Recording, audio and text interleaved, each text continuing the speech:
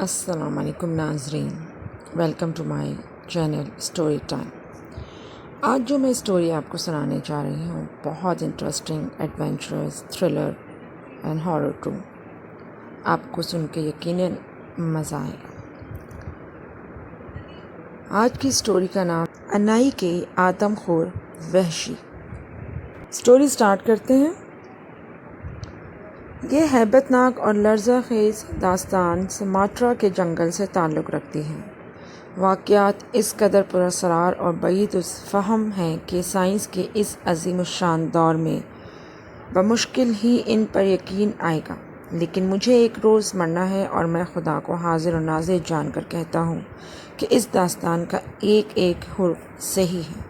دنیا کے متمدن اور بارونق شہروں میں رہنے والے لوگ جنگل کی زندگی کے تصور سے بھی ناآشنا ہیں۔ انہیں کیا معلوم کہ جنگل میں بسنے والوں کو قدم قدم پر کس طرح موت کا سامنا کرنا پڑتا ہے۔ ان کی تہذیب، ان کی رسمیں، ان کے رواج وہی ہیں جو ہزار سال سے ان قوموں میں رائج ہیں اور جنہیں ہم وحشیانہ حرکتیں کہہ کر ان کا مذاق اڑاتے ہیں۔ کئی سال تک جاوا کے جنگلوں میں گھومنے کے بعد جب میں اپنے وفادار ملازم ہاشم کی میت میں سماٹرا کی طرف روانہ ہوا، نہ جانے کیوں مجھے اپنے دل میں ایک عجیب اضطراب محسوس ہونے لگا، جیسے کوئی قوت بار بار میرے کان میں کہہ رہی ہو کہ تو وہاں مت جا، تو وہاں مت جا۔ میں ایک شکاری ہوں جس نے زندگی میں سدھا خطرات کا مقابلہ کیا ہے، اور مجھے یہ کہنے میں باک نہیں کہ اپنے حلقہ تعارف میں مجھے بزدل نہیں سمجھا جاتا، مگر ہر انسان کی طبیعت میں قدرت نے وہم کا مادہ رکھ دیا ہے جس سے وہ علیحدہ نہیں ہو سکتا۔ اسی طرح مجھے بھی اس وہم نے آ گھیرا کہ سماٹرا میں موت تیرا انتظار کر رہی ہے، اور اگر گورنمنٹ کی ملازمت نہ ہوتی تو میں وہاں نہ جاتا۔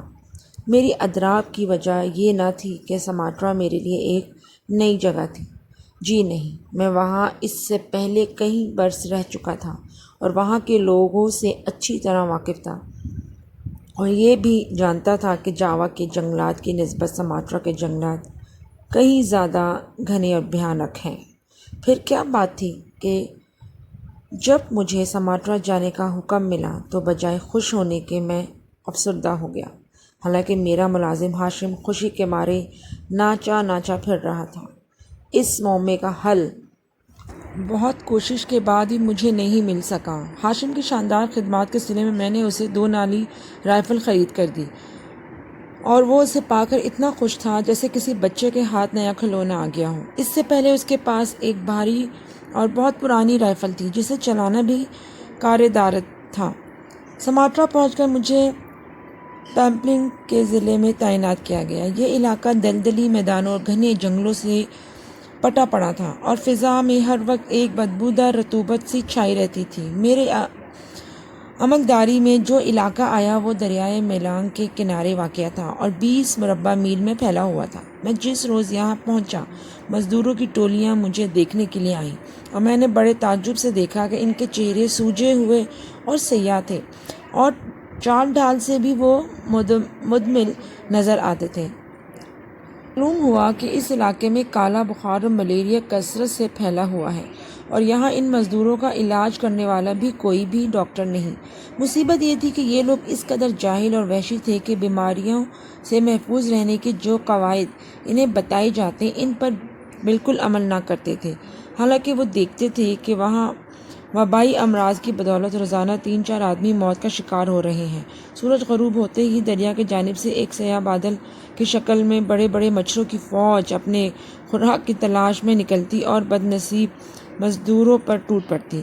ان کے پاس مچھروں کو بھگانے کا ایک ہی طریقہ تھا، اور وہ یہ کہ آگ کے الاؤ جلائے جاتے تاکہ مچھر نزدیک نہ آئیں، مگر جو ہی ان کے بیچاروں پر نیند کا غلبہ ہوتا اور آگ مدھم پڑ جاتی، وہ ہزاروں کی تعداد میں ایک آدمی سے چمٹ جاتے، اور جب صبح ان کی آنکھ کھلتی تو ان کے چہرے اور جسم سوجے ہوئے نظر آتے۔ اگرچہ مزدوروں کے رہنے کے لیے چھوٹے چھوٹے کوارٹر اور جھوپڑیاں موجود تھیں، مگر مچھروں کی یلغار روکنے کا کوئی ذریعہ موجود نہ تھا۔ البتہ میرے پاس ذاتی ملازموں اور مدد گاروں کے لیے مچھردانیاں تھیں جن کی بدولت ہم ان موذی مچھروں سے محفوظ رہتے۔ اگرچہ میں نے حکم دے رکھا تھا کہ پانی ابال کر پیا جائے، لیکن مزدوروں کو اس کی پرواہ نہ تھی۔ وہ دریا سے پانی نکال کر بے تکلفی سے پی لیتے تھے، حالانکہ اس پانی کی سطح پر مچھروں کے انڈے تیر رہے ہوتے تھے۔ قصہ مختصر، میری جان توڑ کوشش کے باوجود ملیریا کا مرض مزدوروں میں پھیلتا چلا گیا۔ میں بھلا کیا کرتا؟ میں کوئی ڈاکٹر نہ تھا کہ ان کا علاج کرتا رہتا، پھر بھی مجھ سے جو ہو سکا کرتا رہا، یہاں تک کہ کنین کا ذخیرہ ختم ہو گیا، اور پھر مجبوراً مجھے حکومت کو خط لکھنا پڑا کہ اگر چند روز تک کسی ڈاکٹر کا انتظام نہ کیا گیا تو ان مزدوروں میں سے کوئی بھی زندہ نہ بچ سکے گا۔ مزدوروں کی تیمارداری اور ان کی صحت برقرار رکھنے کے مسائل پر میرا اتنا وقت صرف ہونے لگا کہ سیر و شکار کی طرف طبیعت راغب ہی نہ ہوئی۔ حالانکہ اس علاقے میں شکار کی کثرت تھی، اس علاقے میں جاں بجا وسیع جوہر تھے جہاں مرغابیاں کثرت سے ملتی تھیں۔ ہاشم کبھی کبھار موج میں آتا تو چند مرغابیوں کو میرے لیے شکار کر لاتا تھا۔ دریائے میلان کی گہرائیوں میں خونخوار مگرمچھ ہزاروں کی تعداد میں تیرتے رہتے تھے، اور پھر 3 میل دور فلک بوز پہاڑوں کے وادی میں ہرن، جنگلی بھینسیں، باراسنگے، گینڈے، چیتے اور شیر سبھی موجود تھے۔ مگر قسمت دیکھیے کہ میلبرن میں آنے کے 2 ماہ بعد تک مجھے شکار کی کسی مہم پر جانے کا موقع نہیں ملا۔ ہاشم بار بار مجھے ترغیب دیتا کہ آقا کسی روز شکار کو چلیے، ہماری رائفلوں کو اب زنگ لگنے لگا ہے، مگر میں ہنس کر ٹال دیا۔ کلی اور مزدور اس سے بے حد خوش تھے، کیونکہ وہ ایک مرتبہ باراسنگا شکار کر کے لایا تھا اور اس کا گوشت اس نے مزدوروں میں تقسیم کر دیا تھا۔ سارا دن وہ باہر جنگل میں یا دریا کے کنارے گھومتا رہتا۔ یہاں اس سے اپنی نئی رائفل کے جوہر دکھانے کا بڑا ہی اچھا موقع ملا تھا۔ روزانہ ہی شام کو جب وہ واپس آتا تو گینڈوں، چیتوں اور مگرمچھوں کی داستانیں سناتا جو اس کے رائفل کا نشانہ بنتے بنتے بچ گئے تھے۔ آخر وہ دن بھی آ گیا کہ مجھے مزدوروں اور کلیوں کے علاج معالجے سے فرصت ملی، یعنی وہ ڈاکٹر جس کا انتظار تھا آ گیا تھا، اور سچ پوچھیں تو اس سے مل کر مجھے حقیقی مسرت ہوئی۔ بڑا ہی خوش مزاج و زندہ دل انسان تھا۔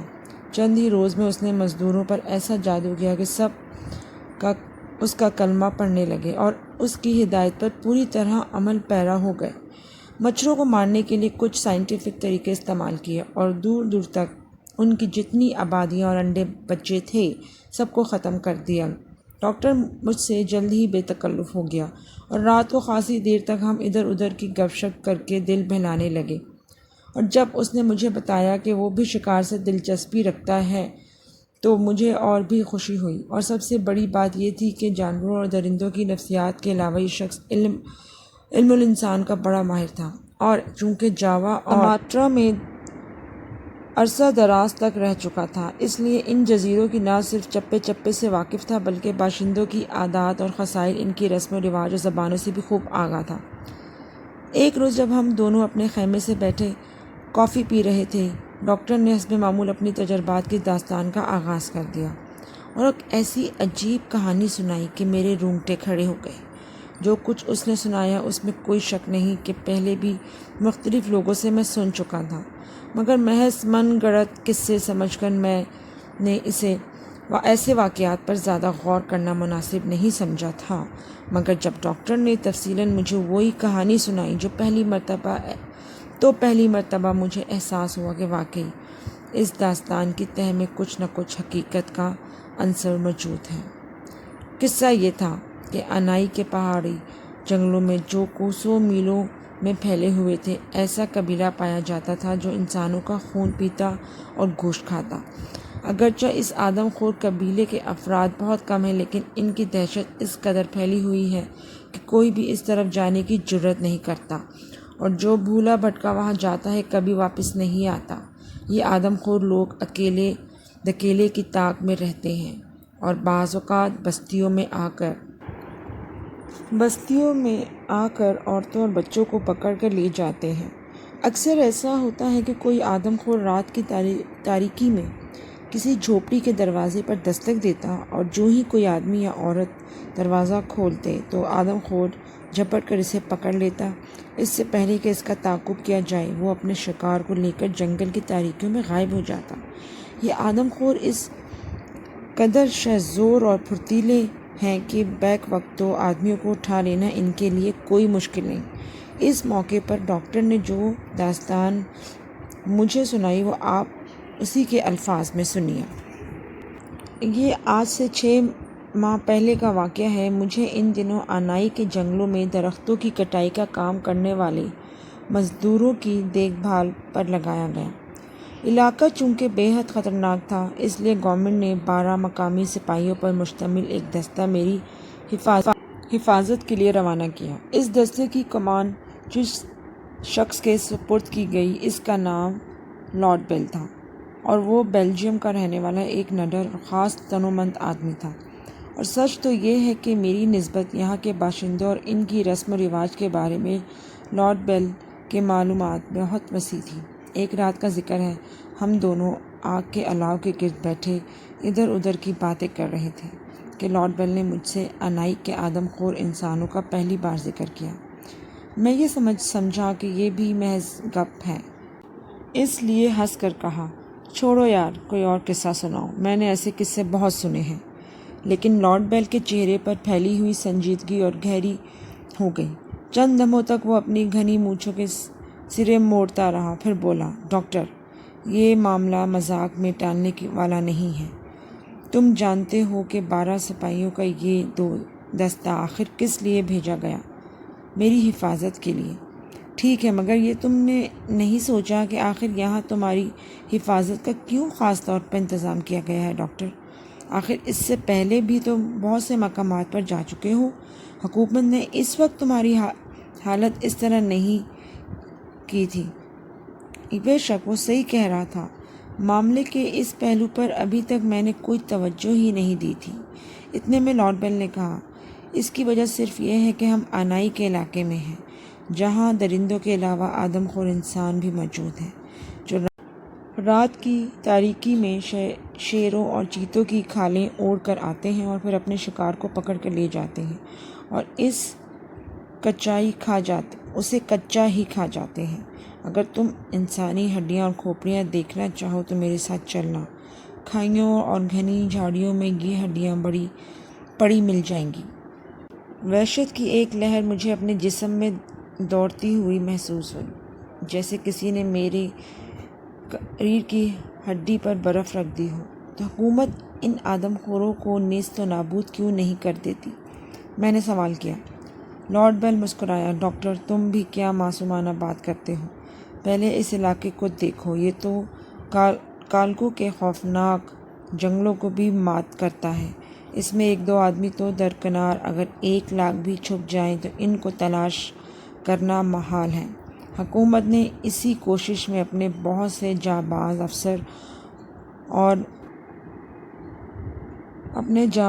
افسر اور مانے ہوئے شکاری گنوائے ہیں، جن کی ہڈیاں بھی بعد میں دستیاب نہیں ہوئیں۔ ابتدا میں تو برسوں تک علم نہ ہوا کہ انسانوں کو پھاڑ کھانے کی وارداتیں خود انسان ہی کر رہے ہیں۔ سارا الزام شیر اور چیتوں پر ڈال دیا جاتا تھا، کیونکہ انہی کے پنجوں کے نشانات بستیوں اور جنگلوں میں دیکھے جاتے تھے۔ مگر یہ بعد میں انکشاف ہوا کہ درندے بے قصور ہیں، یہ تو آدم خور انسان ہیں۔ تھوڑی دیر وقفے کے بعد لارڈ بیل نے اپنی داستان یوں شروع کی۔ یہ 2 سال پہلے کا ذکر ہے، جب میں آنائی کے علاقے میں پہلی بار آیا تھا۔ میں نے سنا تھا کہ یہاں شیروں کی وادی مشہور ہے اور شیر اور چیتے کثرت سے ہیں۔ مقصد صرف شکار کھیلنا تھا۔ ان دنوں آدم خور انسانوں کے بارے میں کسی کو کچھ معلوم نہ تھا، بلکہ جو شخص جنگل میں گم ہو کر واپس نہ آتا اس کے بارے میں یہی سمجھ لیا جاتا تھا کہ وہ کسی درندے کے منہ کا لقمہ تر بن چکا ہوگا۔ ایک روز رہنمائی کے لیے میں ایک مقامی باشندے کو ساتھ لے کر شیروں کی وادی میں گھومنے کے لیے نکلا۔ اس کا نام شائقہ تھا اور یہ پولیس میں کافی عرصے تک ملازمت کر چکا تھا اور بڑا وفادار اور بہادر شخص تھا۔ میرے اور شائقہ کے پاس رائفلیں تھیں۔ ایک وسیع اور اس دلدلی میدان کو ہزاروں صوبتوں کے بعد عبور کرتے ہوئے ہم شیروں کی وادی میں پہنچے۔ یہ دلدلی میدان سے کچھ 3 میل دور پہاڑی سلسلوں کے دامن میں واقع تھی۔ یہ بڑی پہاڑی سلسلہ دلدلی میدان سے بھی زیادہ دشوار گزار ثابت ہوا اور ہمیں اونچے اونچے ٹیلے چھلانگ کر آگے بڑھنا پڑا۔ جنگل میں چاروں طرف ایک ہیبت ناک سناٹا طاری تھا اور قدم قدم پر خاردار جھاڑیاں ہمارا راستہ روکے کھڑی تھیں۔ اسی طرح کوئی 1 میل تک ہم دونوں شکاری آگے نکل گئے۔ ہم جو آگے بڑھتے جاتے تھے جنگل میں تاریکی پھیلتی جاتی تھی، کیونکہ بلند درختوں کی چوٹیاں آپس میں ایک دوسرے سے اس طرح ملی ہوئی تھیں کہ سورج کی روشنی بمشکل زمین تک پہنچ سکتی۔ دفعتاً شائقہ کے منہ سے حیرت کی ایک ہلکی سی چیخ نکلی اور اس نے لپک کر میرا بازو پکڑ لیا۔ میں نے گردن گھما کر دیکھا، سامنے ہی جھاڑیوں میں کوئی 20-25 گز کے فاصلے پر ایک شیر خونخوار نظروں سے ہمیں گھور رہا تھا۔ شیر یکایک دھاڑا اور ارد گرد کی پہاڑیاں اس کی ہولناک گرج سے کانپ گئیں۔ جنگل میں شیر کی ہیبت کا صحیح اندازہ وہی شکاری کر سکتا ہے جو شیر کے شکار کا عملی تجربہ رکھتا ہو۔ کتنا ہی نڈر اور جرئیں آدمی ہو، شیر کو پہلی بار دیکھتے ہی ممکن نہیں کہ اس کے ہوش و حواس برقرار رہیں، اور یہی کیفیت میری ہوئی۔ رائفل میرے ہاتھوں میں تھی، لیکن جب چلانے کا ارادہ کیا تو ایسا معلوم ہوا جیسے میرے ہاتھ سن ہو چکے ہیں۔ شیر نشانے کی عین زد میں تھا، مگر ہم دونوں پتھر کی طرح بے جان مورتیوں کے مانند بے حس و حرکت کھڑے اسے دیکھ رہے تھے۔ یکایک اس نے جست لگائی اور بجلی کی طرح ہماری طرف لپکا۔ سنبھلنے کا موقع ہی کہاں تھا۔ اس سے پہلے کہ میری رائفل سے گولی نکلتی، شیر نے ایک ہی دوہتڑ میں شائقہ کو گرا دیا، مگر دوسرے ہی لمحے خود بخود میری انگلی سے رائفل کی لبلبی دب گئی اور گولی شیر کی گردن میں لگی۔ ایک ہولناک گرج کے ساتھ شیر نے کل آوازی کھائی اور غراتا دھاڑتا ہوا سامنے کی جھاڑیوں میں گھس کر غائب ہو گیا۔ یہ حادثہ ایسا غیر متوقع اور فوری تھا کہ آج بھی سوچتا ہوں تو سخت حیرت ہوتی ہے۔ شائقہ کے دائیں کندھے سے گاڑھا گاڑھا خون مسلسل نکل رہا تھا۔ ظالم درندے نے ایسا ہاتھ مارا تھا کہ میری سمجھ میں نہ آتا تھا کہ کیا کیا جائے، اور سچ تو یہ ہے کہ مجھے خود موت کی سرگوشیاں سنائی دے رہی تھیں۔ اس ہیبت ناک جنگل میں جو شیروں سے بھرا پڑا تھا، 2 آدمیوں کا ہمیشہ کے لیے گم ہو جانا کسی کے لیے بھی حیرت کا باعث نہ تھا، اور نہ ہی یہاں ہمیں کوئی تلاش کرنے کے لیے آتا۔ سب سے بڑی مصیبت یہ تھی کہ زخمی شیر کہیں قریب ہی موجود تھا، کیونکہ اس کے غرانے کی لرزہ خیز آوازیں مسلسل بلند ہو رہی تھیں۔ میں چاہتا تو شائقہ کو چھوڑ کر اپنی جان بچانے کے لیے واپس جا سکتا تھا، لیکن یہ فعل ایسا سنگ دلانہ اور وحشیانہ ہوتا کہ میں اپنے آپ کو کبھی معاف نہ کر سکتا تھا۔ زندگی کی اہمیت اور قدر و قیمت کا صحیح احساس انسان کو خطرے کے وقت ہوتا ہے۔ میرے پاس الفاظ نہیں ہیں کہ میں ایسا بھیانک منظر کشی کر سکوں۔ غریب شائقہ تکلیف کی شدت سے اس قدر نڈھال ہو چکا تھا کہ اس کا بچنا محال دکھائی دیتا تھا۔ اس کا چہرہ تپتے ہوئے تانبے کی مانند سرخ اور آنکھیں باہر کو ابلی پڑتی تھیں، اور اب اس کے منہ سے کراہنے اور چیخنے کی ملی جلی آوازیں نکلنا بھی بند ہو گئی تھیں۔ وہ بے ہوش ہو چکا تھا، اور ادھر میری کیفیت یہ کہ سارے جسم پر لرزہ طاری تھا۔ جھاڑیوں میں چھپا ہوا زخمی شیر بار بار گرجتا، اور اس کی ہر گرج کے ساتھ ہی میرا کلیجہ اچھل کر حلق پہ آ جاتا۔ لارڈ بن نے چند لمحے توقف کے بعد اپنی داستان کا سلسلہ آگے بڑھایا۔ توہن کراہن میں نے شائقہ کا بے حس اور حرکت جسم کندھوں پر اٹھایا اور واپس آنے لگا۔ اب ہم دونوں کے بچنے کی صرف ایک ہی تدبیر تھی کہ ایک فرلانگ پیچھے ایک اونچی پہاڑی ٹیلے پر پناہ لی جائے، مگر جوں ہی میں پیچھے مڑا، شیر غراتا ہوا جھاڑیوں میں سے نکلا۔ جنگل کے اس بے قرار سناٹے اور لمحہ لمحہ پھیلتی ہوئی تاریکی میں اس کی گھن گرج یوں محسوس ہوتی تھی جیسے بیک وقت کہیں توپیں چل گئی ہوں۔ اس کی آنکھیں مشعل کی مانند روشن تھیں۔ میں نے شائقہ کو فوراً زمین پر پٹکا اور رائفل سے شیر کا نشانہ لے کر بے ترتیب 2 فائر کیے۔ اتنا یاد ہے کہ رائفل کی نالی سے شعلہ نکلتے ہی شیر فضا میں کئی فٹ اونچا اچھلا اور وہیں ڈھیر ہو گیا، اور پھر میں بھی غش کھا کر وہیں گر پڑا۔ خدا ہی بہتر جانتا ہے میں وہاں کتنی دیر پڑا رہا۔ جب آنکھ کھلی تو مجھے اپنے گھٹنے میں درد کی ٹیس سے محسوس ہوئی۔ میرے کانوں میں جو پہلی آواز آئی وہ شائقہ کے کڑھانے کی آواز تھی۔ میں نے جیب ٹٹول کر ٹارچ نکالی اور اس کی روشنی میں گرد و پیش کا جائزہ لیا۔ مجھ سے 10 قدم کے فاصلے پر شائقہ پڑا تھا۔ میں نے اسے آواز دی تو وہ لڑکھڑاتا ہوا اٹھا اور میرے قریب آ گیا۔ پھر ہم دونوں ایک دوسرے کو سہارا دیتے ہوئے اپنے کیمپ کی طرف واپس ہوئے۔ ہزار صعوبتوں اور بے پناہ دشواریوں کے ساتھ ہم ابھی بمشکل 3-4 فرلانگ ہی گئے تھے کہ ایک عجیب واقعہ پیش آیا۔ جی دوستو، پارٹ نمبر 1 ختم ہوا جاتا ہے۔ اب انشاءاللہ میں نیکسٹ ایپیسوڈ نمبر 2 میں آپ سے آگے کی تھرلر اور ایڈونچر اور سٹوری شیئر کروں گی۔ بنے رہیے گا، بہت انٹرسٹنگ سٹوری ہے۔